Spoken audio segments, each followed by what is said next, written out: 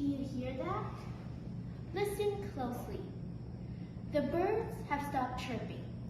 The bees are not humming. When I look around, all I see are walls. No trees, no beautiful horizon, no life. If I wanted to see the circle of life in motion today, I'd have to watch The Lion King. I've always loved animals. Well, except for mosquitoes in the summertime and the spiders in my closet. So much so that I once had the opportunity of a lifetime, which I could not refuse. Traveling to Africa on safari. From a safe distance away, I could see that circle of life come to life. Lions roaring, zebra grazing, antelope racing, and elephants screeching for the entire world. My tour guide looked at me as I stared tearfully out into the savannah and asked, "Amazing, isn't it?" I wanted to say something like, "Oh yes, definitely," but in a sudden jolt, my heart took over. I wish more people knew. Is the world listening? These animals everywhere, are in grave danger. As humans have walked across the earth, claiming lands and creating permanent settlements, we have done so, largely at the expense of animal life. The environment, along with many animal habitats today, don't exist anymore.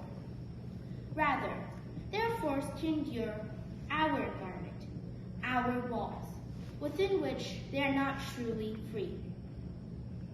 Not long ago, we did not need to travel to Africa to see nature thrive. If there's any chance for the wildlife to recover, humans must not interfere. To restore animal habitats and ensure that animals are free to thrive on Earth, we must reclaim parts of our planet for nature. Animals have different needs for survival. For many millennia, the environment has provided the right balance so that every animal has those needs addressed. Food and water accessible, global warming controlled, natural habitat thriving. Today, our environment is unbalanced. For every animal that may actually benefit from global warming, such as mosquitoes, jellyfish, bark beetles, and opossums, there are thousands of other species that are not surviving climate change. Imagine, what would happen if you could no longer get a full night's sleep, could no longer find food, drank water occasionally, and struggled to get all those normal things working again? We would become sick, and the risk of death would increase. It turns out we don't need to travel all the way to Africa to experience the beauty of wildlife. Not far from most cities in North America, we find zoos, designed by humans to provide the needs of animals in monitored and science-friendly spaces. Zoos have proven themselves to be safe havens for animal populations that are dwindling. At the right age, these animals are released into their natural habitat to live in the wild. For endangered species, this is a lifeline. Many people therefore believe that our answer to the problem of animal extinction is more zoos. Yet, zoos are not able to provide the amount of space that animals have in the wild. This is particularly the case for those species who travel larger distances in their natural habitat. Animals, just like humans, deserve freedom, even if freedom to animals looks different. That freedom is simply to live, thrive, hunt, become prey, give birth, die naturally. It is simply to partake in the circle of life. Is the world listening?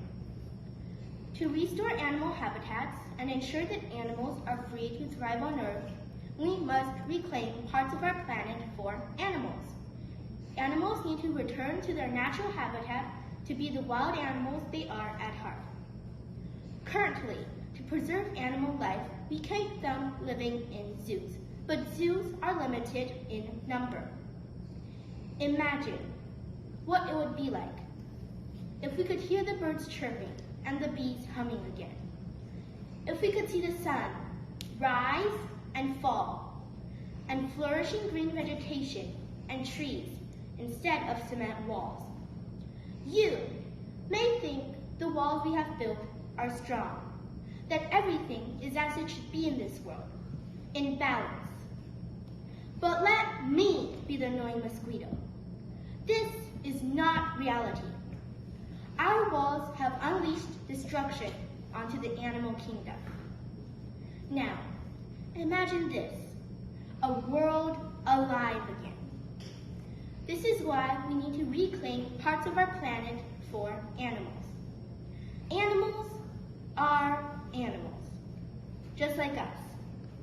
And just as we do, they deserve a home where they can thrive.